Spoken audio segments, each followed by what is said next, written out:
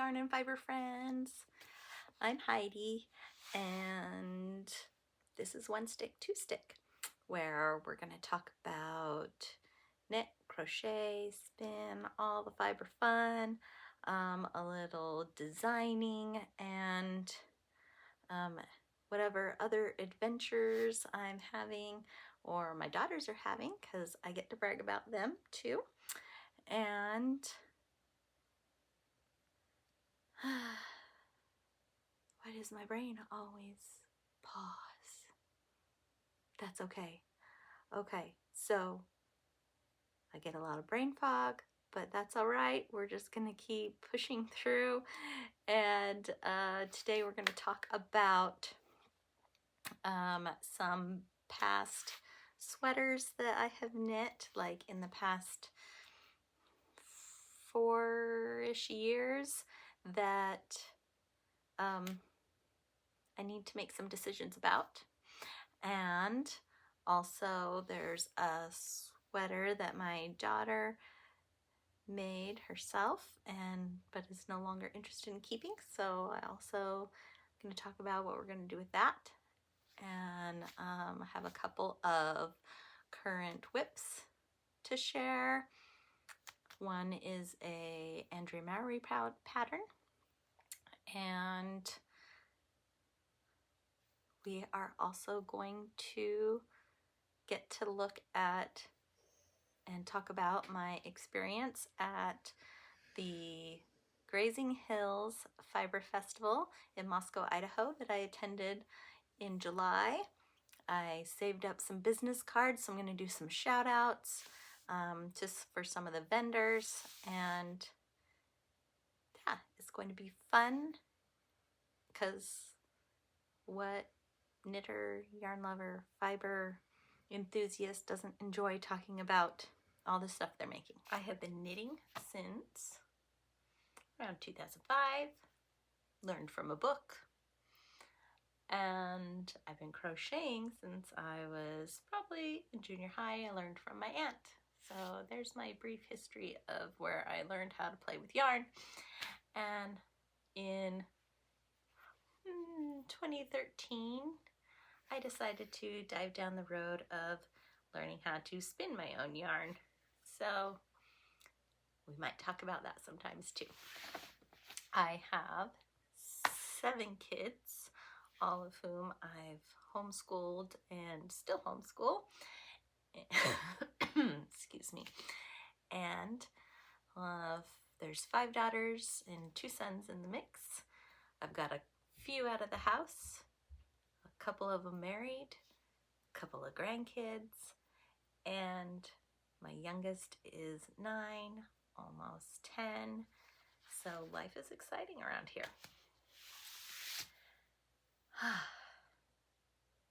So we're going to first take a look at some finished things. Now, the first finished thing is actually right over here, and I'm not going to show you the whole thing because this is being worked up as a pattern to share at some point. And I just want to say that I'm really pleased with how it turned out. It's probably one of the most successful blankets that I've ever made, and it was just so exciting because I was designing from my stash and just some yarn that I needed to clear out, and I didn't know it was going to end up being worthy of a pattern, but it's worthy of a pattern. I'm very pleased with it. So another time I'll show you more of that when I have that all figured out. And but that's my newest bind off. Now we're gonna dive way back into, okay, so not way back, but probably to like 4 years ago. And that is with this cardigan. that I dyed the yarn for. Or rather, I dyed the yarn and then I decided to make a cardigan with it. And was, I think, the second sweater that I made from Seamless Knit Sweaters by Marie Green. Love this book. It helped really give me confidence in sweater knitting. I really love the way she's written her patterns and gives a lot of check-ins to check your stitch counts and all the things. So this particular cardigan is called the Shoreline Textured Cardigan. And it called for worsted weight yarn. But the yarn that I dyed was Aran weight. And so it turned out to be less of a kind of light cardigan to wear as, you know, when you just need a little extra warmth or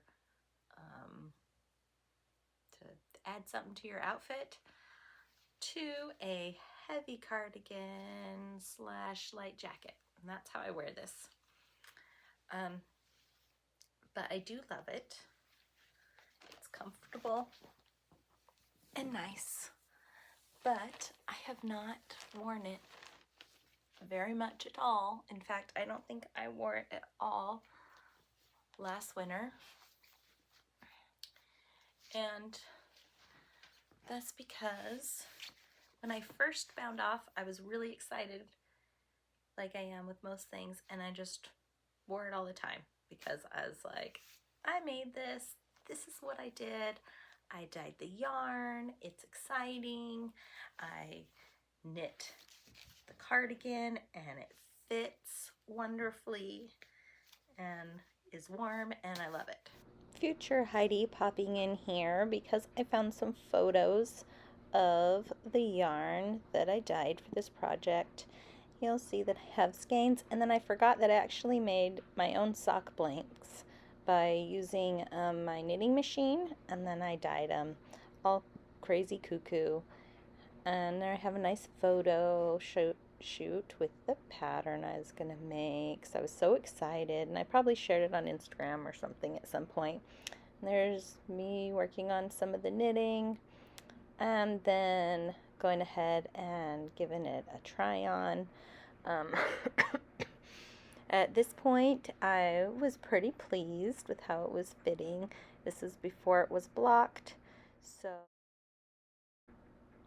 I dyed the yarn in around June of 2020, according to the dates on the photo album that this is in.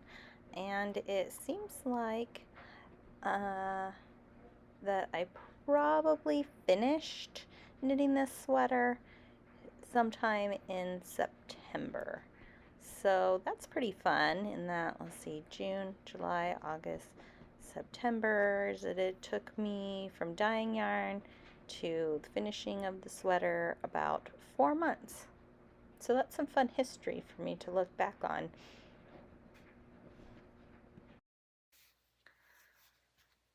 Once that newness kind of wore off,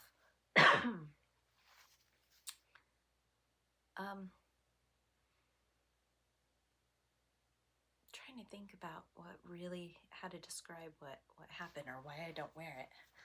Like right now, I'm seeing it in the video, and I'm almost feeling like what I was going to say about it, I want to take back.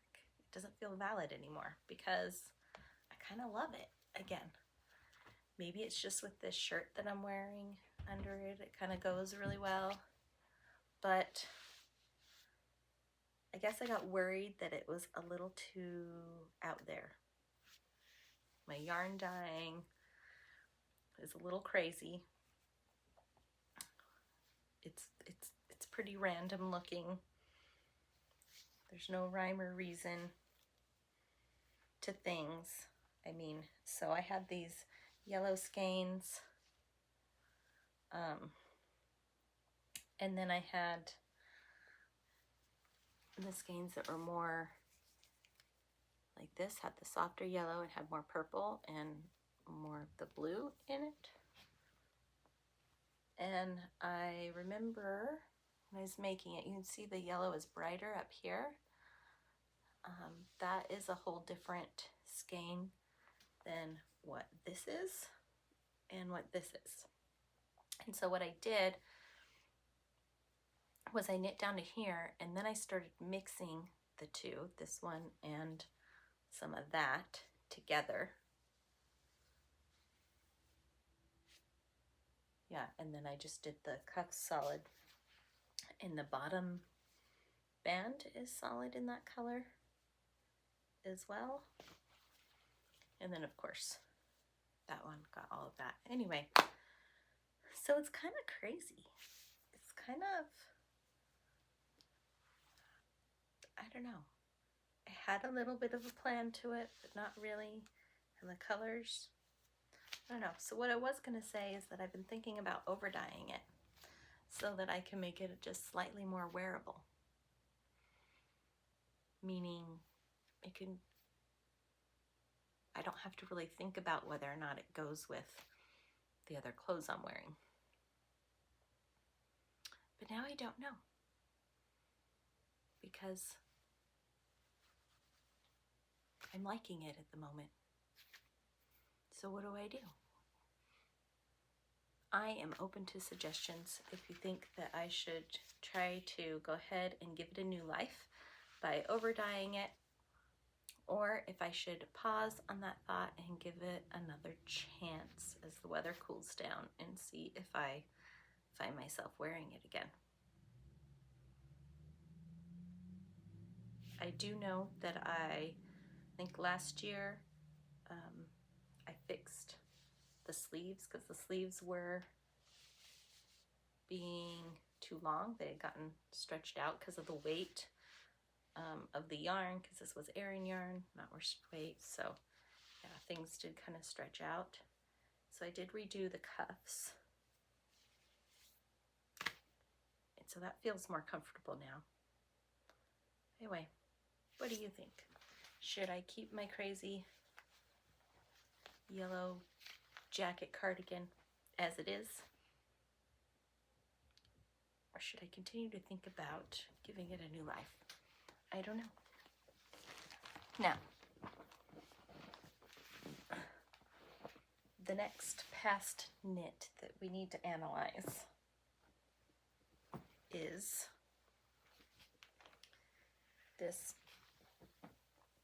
Thurstone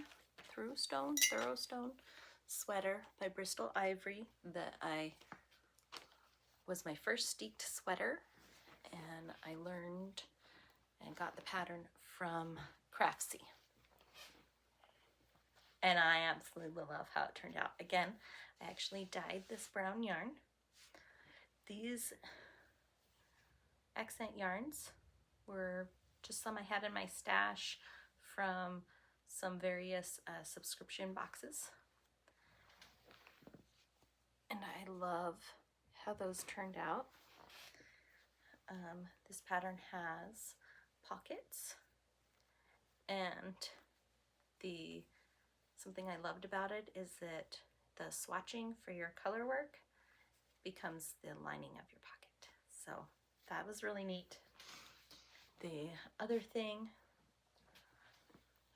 let's see, okay.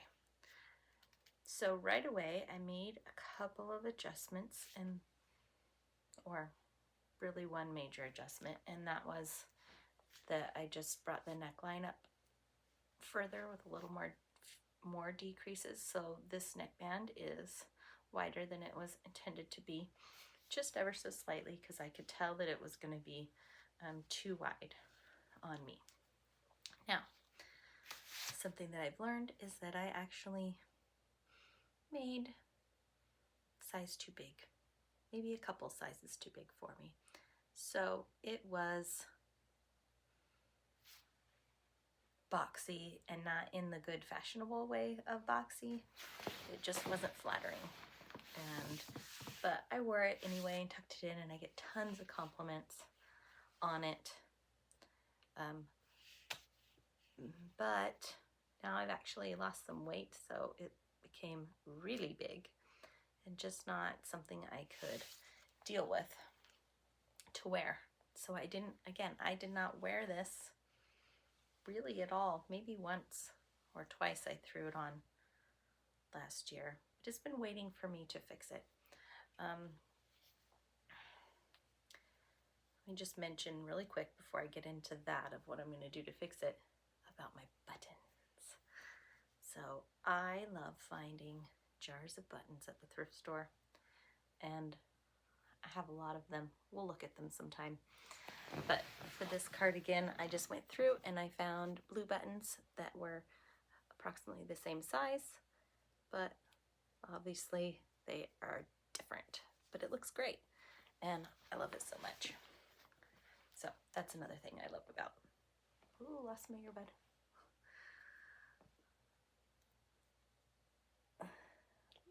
Anyway, that's another thing that I love about this cardigan.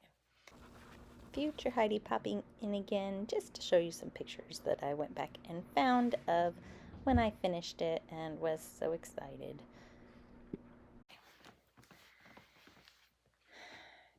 That you're saying, Heidi, it looks like it fits you just fine. Yeah, I know, because I have already pinned out the excess on my back. So I gathered it up in the back, kind of something like that, to remove the excess fabric behind, but doing it in a way that the color work patterning is not messed up. I overlapped the lines so that it just continues. Now currently it's just secured with stitch markers, but I'm working up the bravery to go ahead and sew it there and cut out that excess fabric so the sweater fits better and that I can be the boss of my knitted fabric and tell it what I want it to do, even though it didn't quite turn out. And I figure since this was already a stitched sweater, right, I can't unravel it. I can't alter it, change it, the width of it easily at all. That's really the only solution. So let me know if you have ever cut your knitting to alter its size before. Now I have cut it, you know, like I've cut in and done like sweater surgery to maybe make something longer than it was or to fix something. But I've never done something like this where I need to add a seam in order to take out bulk. And I'm a little nervous about it. So I need some encouragement to give it a try because I really don't want to mess this up. And it's actually been sitting since last cold season, since last winter, waiting for me to do something with it because I had decided I was going to alter it and fix it, and I just haven't, because I haven't been brave enough. So I need some courage to be braver. So those are two of my sweaters that I really want to improve so I can wear this coming year. Now, my daughter was cleaning her room and going through some things, and she had set aside this sweater that she made. It's a little cropped sweater. It's an Andrea Mowry pattern. I'll try to stick the name of it below because I don't remember currently. It's almost there. It's like on the tip of my brain. Oh, dogs are barking. Doorbell's ringing. Hold on. All right. Anyway, my daughter made this sweater. And it's a cute little crop sweater. Looks like I need to run the sweater shaver over it a little bit. But she made it out of Chroma yarn from Knit Picks. She picked the yarn out. And I was so pleased with her accomplishment. So this is a daughter that I taught to knit when she was around 8 or 9 years old, and she liked to make things for her dolls, make little gifts and stuff. And then I think 2 years ago, I was teaching a little group of girls with my daughters and some of their friends.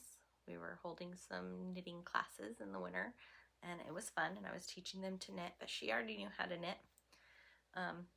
So she was kind of my helper. But then I challenged her because I had just really started to figure out, get into being able to make sweaters and feel confident in that. So I challenged her to make a sweater. And I had made this pattern before. I just didn't like my yarn choice for my sweater, so I no longer have that. I should make it again. But I told her that it was a pretty simple pattern I thought that she could do, and she did. But she is not accustomed to the feel of wool against her skin, and she finds this yarn to be a little too itchy for her taste, so she doesn't wear it. And I told her we could unravel the yarn to salvage it. Of course, taking pictures first, because we want to secure the memory of this beautiful sweater that she made. And I think she even put this one in the fair that year, which reminds me I also put this one in the fair. And I think she might have, for her class, I think she might have gotten a first prize for it. Maybe. Anyway, mine got a second. There were a lot of sweaters in my class, and the comment that was on it was that I needed to reblock it because my button band was wavy. That's fine. It was just fun. So, have you ever put any of your knits or your crochet things in your local fair? If you haven't, you should do it. It's kind of fun. Just find out when the time period is that you can drop it off. It has to be, at least the rules for ours is it has to be something that you've created in between the end of the last fair time and this one's basically in the last year. And yeah, there's different classes for your different ages, and yeah, you can just go put your stuff in and see if you win a ribbon. Maybe you don't. If you have a smaller community like we do, you'll probably win a ribbon, and sometimes you even win a couple bucks. So my daughter won a couple bucks. We actually put several things in, but anyway, that was a tangent, but one I thought you should know. And I'm curious, I really am curious if you have thought about or have put your finished projects in your local fair. Okay, I have to sneeze.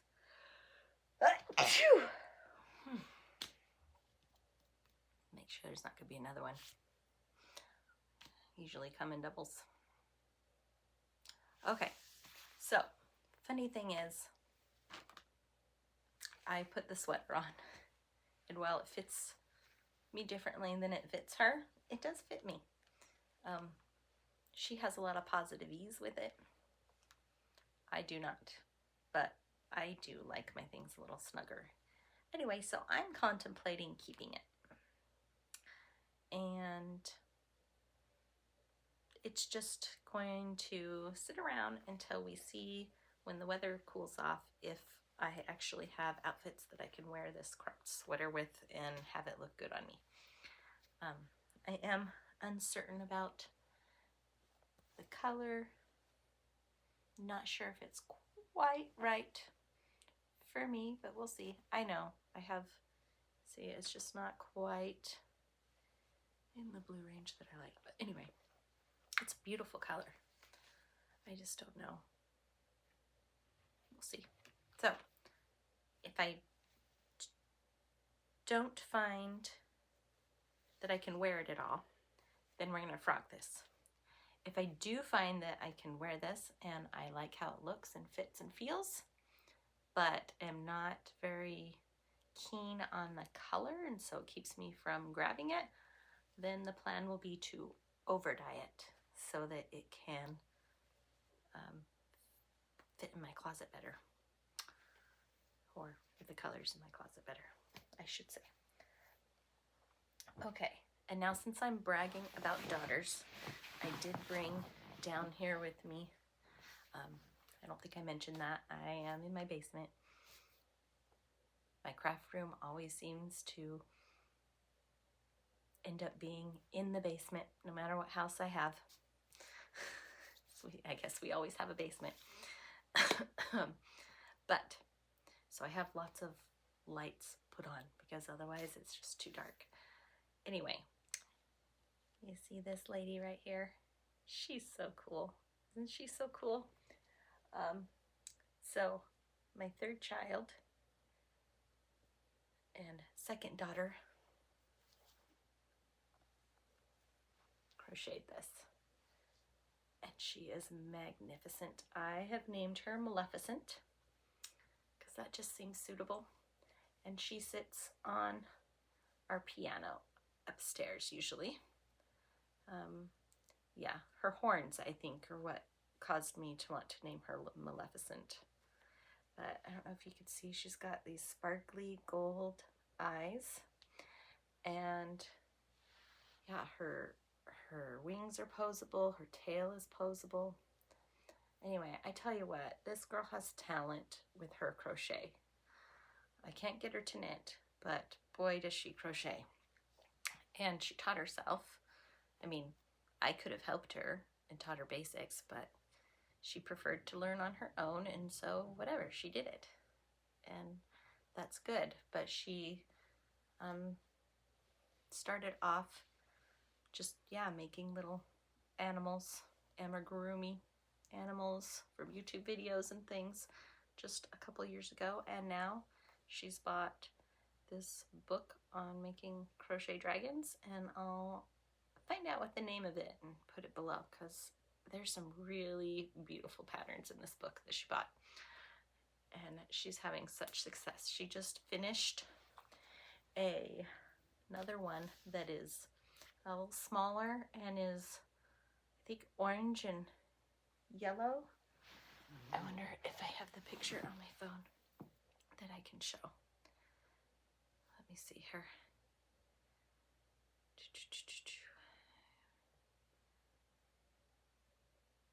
Really quick. If I can't find it quick, we'll just forget about it and I'll share it later. Maybe I can get it. Oh, here we go. I hope I can show this. Look at that. That is so cool. I have not seen this one in person yet, but she just finished that one and it's amazing. Just as amazing as this one is. I just love how she picks out color. Now this girl, she has always had kind of this natural ability to put amazing colors together. I don't know how she does it. Even when she was a kid and she would color her little, in her coloring books, she always chose interesting combinations and they always looked really good. They weren't things that I would think about. And anyway, so I'm very impressed with her skill. So I chose to show it off today. Now, was there anything else that I wanted to share about finished objects? think we covered it. Now I'm trying to decide if I'm too warm with this sweater on.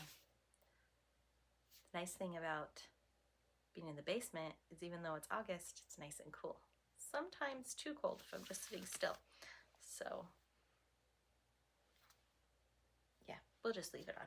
Anyway, let me get a quick drink and then we're gonna talk about what I have on my needles right now.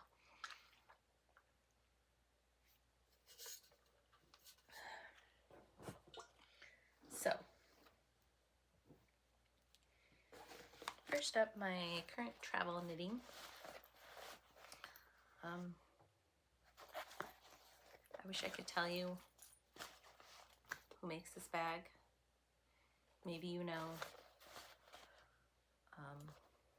It came in, again, one of the yarn clubs I did for a while. And I don't even remember what it is or if they're still operating, because I know a lot of those subscription things shut down recently with the economy. But anyway, it's a fun little bag. And I like to keep my small to-go projects in it, whether it's a hat or mitts or socks or whatever. So I've decided I need to do more sock knitting. It's something I've tried on and off, sometimes succeeding, sometimes not succeeding. Oh, I guess I can show, I mean, this is another old FO, but I am wearing some knit socks today.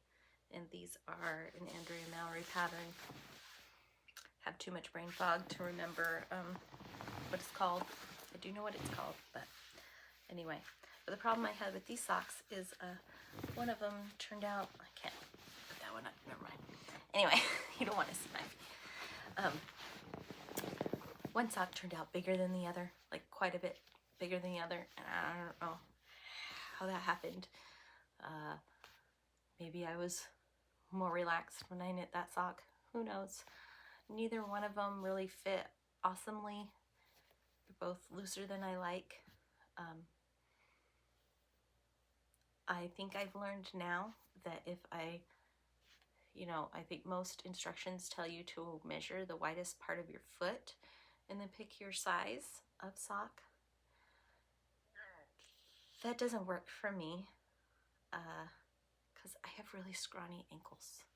And so when I do that, then it might fit my foot okay. But then, I don't know, can I get my foot up here again? But then it sags because I have scrawny ankles. So I either need to go down in size so it has to stretch more to fit my foot, or I need to know that I'm going to need to decrease some stitches out after the heel. So anyway, I am working on puzzling this out. I do have a couple of pairs of socks that I've made, and I make do with them. But I discovered the ankle thing about the sizing because I couldn't figure out why I have some ankle socks that I feel like fit perfectly, and then every time I try to get past the ankle, they always feel like they're too big. So I think I found out why. Now, the current sock that I have on my needle is this one. It looks kind of funky at the moment. I don't know. It's fine for a sock. But, so yeah, I did an orange toe.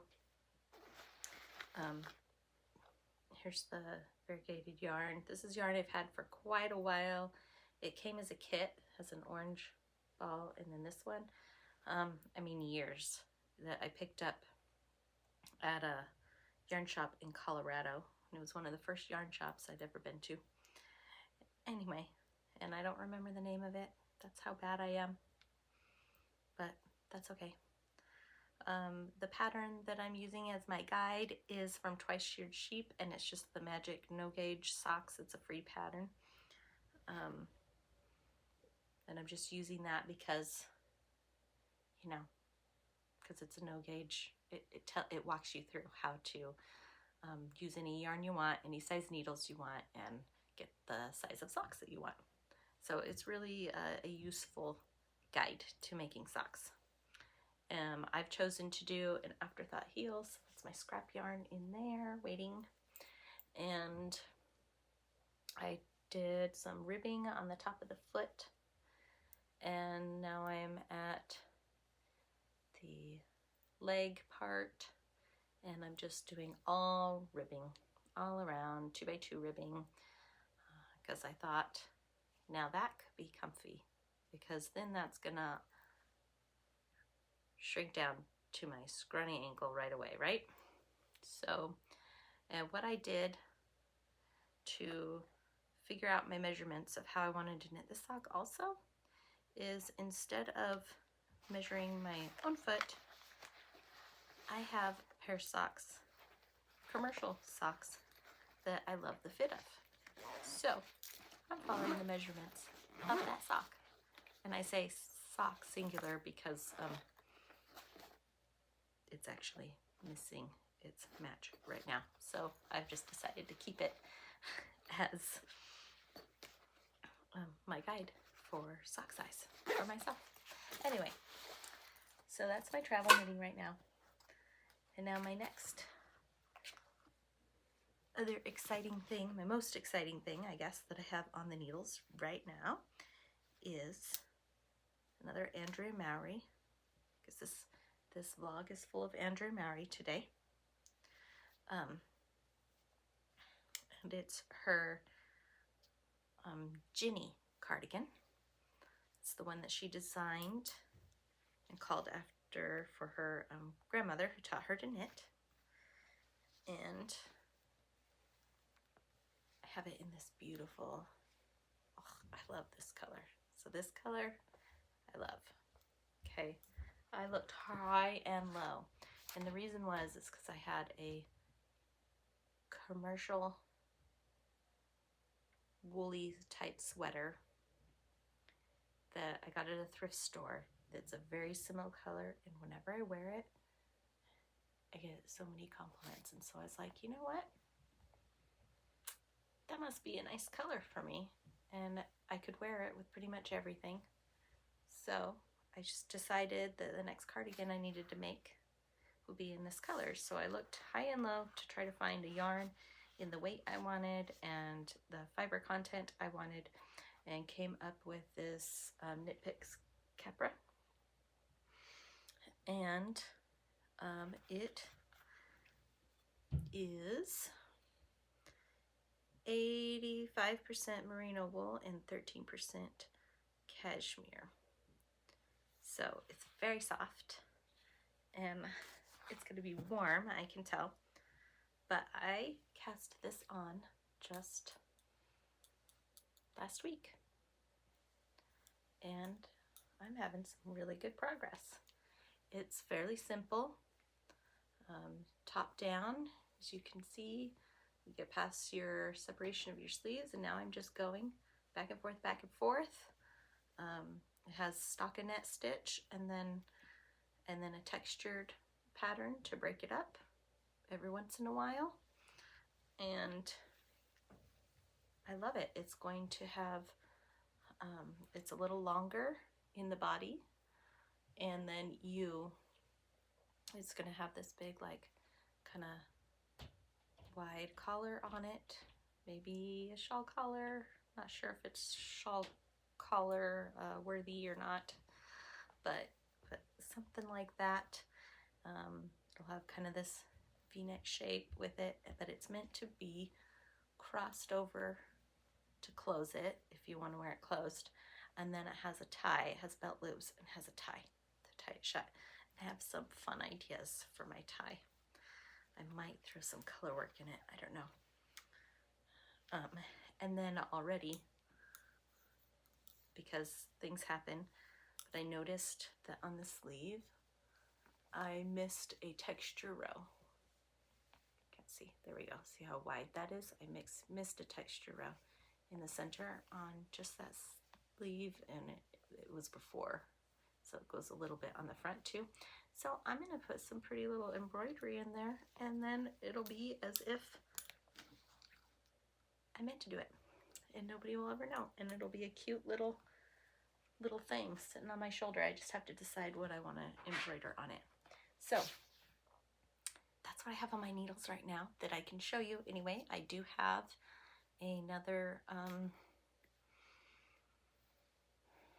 knit that I am designing, and actually a couple of things, and so I'll share about those as I can and tell you more about my designing adventures in a different episode, because this one's getting pretty chatty already and I'm not quite ready to talk about it. So, but I do want to share that I had an exciting time last month being able to attend not only my first ever Fiber Festival event, but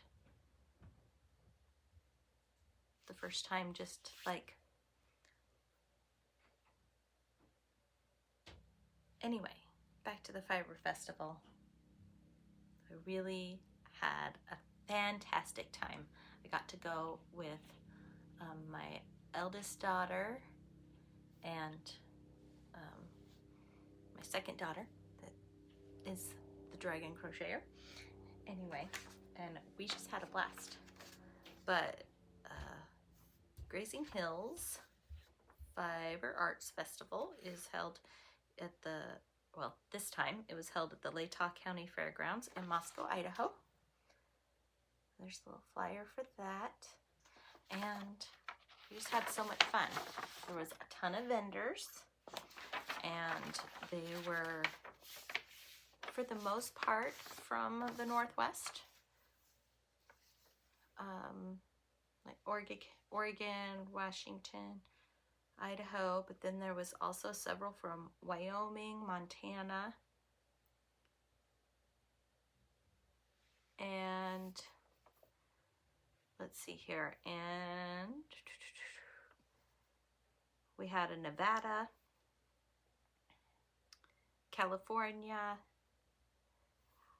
and then the vendor that came the furthest was from Orlando, Florida.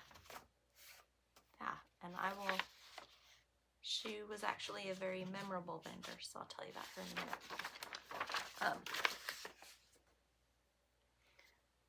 So I tried to collect business cards wherever I could as we were walking about. I didn't get everybody's, and not everybody had them. But I wanted to give a little shout out to all of these vendors that I was able to collect cards for, and that's so that we could just know about them, because most of them I didn't even know about them, even though they are sort of local to me. So let's do this. I am going to read you their names and let you know where you can find them online, and I myself plan on going ahead and following their social medias if I can in order to support them, and then also filing away the fact that if they have a website or a shop or something like that, so that I know where to go to support our other fiber friends. All right, so first up we have Wandering Pines Ranch with Steve and Diane Wright. It looks like they just have a website. And we have Anna Rune's Sheep Company, Happy Sheep and Beautiful Wool, with Nancy Urbeck and Steve Music, and they're located in Moscow, Idaho. They have a website, annarunes.com. It says rare heritage wool sheep breeds of Caracol, Lincoln, and Wensleydale. On the back there. Then we have Ties That Bind Yarn Shop with Molly Brucewitz. And she's over in Moses Lake, Washington. It says Quantum Entanglement Yarn sold here. TiesThatBindYarn.com. I'm guessing since they're a yarn shop, they may also have be found on some social medias, maybe. It's just not on there, so I'll have to look for that. And they're actually about 3 hours-ish from me, so my girls and I will have to take a trip over there sometime. And then we have, okay, here's the Orlando, Florida gal, and she was Bead Biz. Now, her booth was so cool. She had lots of interesting projects that you can do in kits that had beads with yarn. And a lot of them were crochet. She had a couple of knit things too, but it was just so gorgeous. And my crocheting daughter, she latched onto this idea. She thought it was the best idea ever. So, but she only had so much money to spend, and we had walked, we made sure and looked at all the booths before we decided what our purchases were going to be. And so she bought some yarn from a different vendor and then went back and picked out some beads that would go with her yarn so she could try making some jewelry and some other things. She's even thought about adding some beads to some dragons to highlight some of their features, like scales or edges of their wings or something. So we'll see what she ends up doing with that. But anyway, it was really neat, and she was a fun lady to talk to, so you should check her out. There, found my words. It looks like she's on Facebook, Twitter, Instagram, and is the R for Ravelry? I don't know. You tell me. Anyway, so Bead Biz. And then we have West Wind Fibers. Get my glasses back.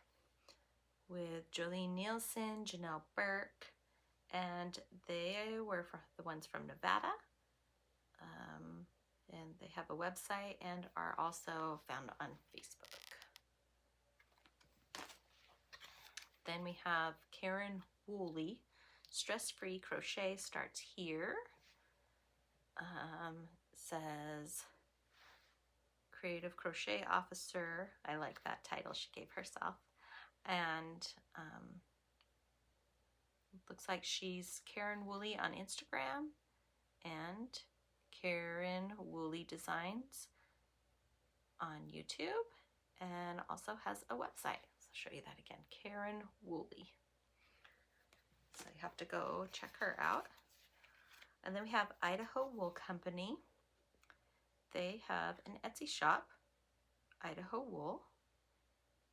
And her name is Diane James.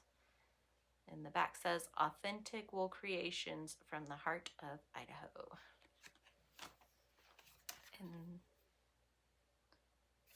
that was it. Those are all the cards I was able to procure and get. But there was one more vendor that I do know the name of because it's on the bag of yarn that I picked out from her shop. And I was very impressed with her colors. I loved her booth. My daughters did too. I think they also picked out some yarn there. But it's Teton Yarn Company. And she has a website. I'm not sure if she's found on socials. She might be. But yeah, beautiful, beautiful colors. I picked out this set. She had all these mini skeins, and you could just buy them per skein, or, right, I'm trying to put them back in the pretty order that they're in before I show you. Or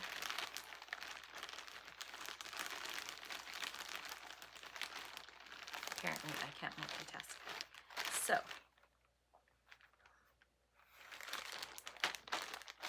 there we go. That looks better.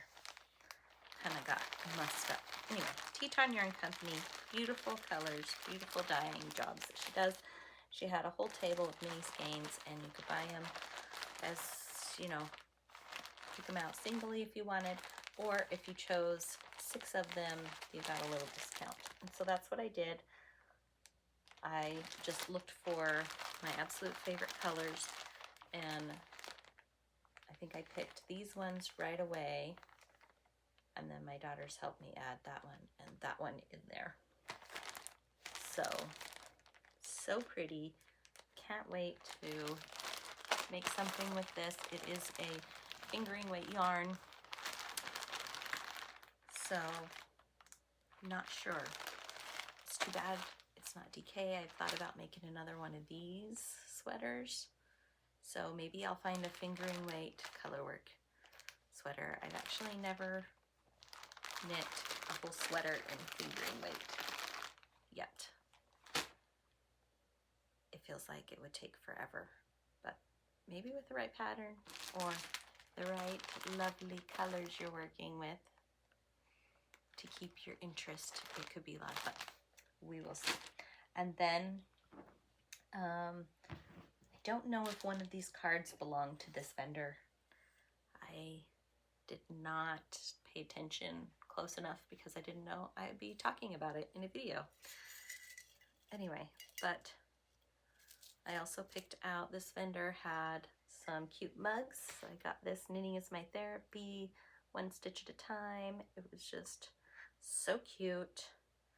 And, you know, I was thinking about dragons because my daughter was there and is into making dragons right now. So I picked out that mug. And then I also picked out these stitch markers, which are laser printed. And they are, I can't get them to turn correctly for you here. They are robots. It's so fun. I just thought it was unique. So, got those. And then from another vendor, one of my daughters really wanted to buy me something as a gift. And so I picked out these mini skeins, and they will find their way probably into my next pair of socks, which I'm actually having a hard time continuing on with this sock because I'm not as thrilled with the colors of it as I am with these. So I might find that I actually frog this because it's slow going and start a new, more exciting pair of socks that I like more. We'll see. You never know. That's what's great. One of the things I love about creating with yarn is if you don't like it, you can frog it. If you're bored with it, you can set it aside for a while, or you can frog it. You're in control. You can do what you want. It's yours. And yeah, I try to latch onto that freedom and not get locked on or in feeling guilty about not finishing something, or forcing myself to continue working on something that I'm not enjoying the process of, because, you know, I guess you hear that there's categories of knitters, process knitters,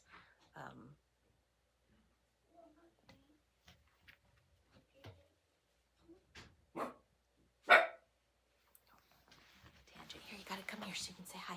This is Turkey, and he's a toy Aussie Poo. And he's my service dog in training. Anyway, he was sleeping until he heard the door. So there you go. And now I don't know what I was saying. I know I was talking about freedom of knitting and of being able to do what you want with it. So sorry I didn't finish that other thought, but that's okay. You'll come to realize that I can get really brain fogged. Anyway, but I had fun sharing about my knitting today, and I hope that you can help me out with deciding what to do with these past sweaters that I've made, and how to give them new life or just encouragement in order to keep them as they are. I don't know. And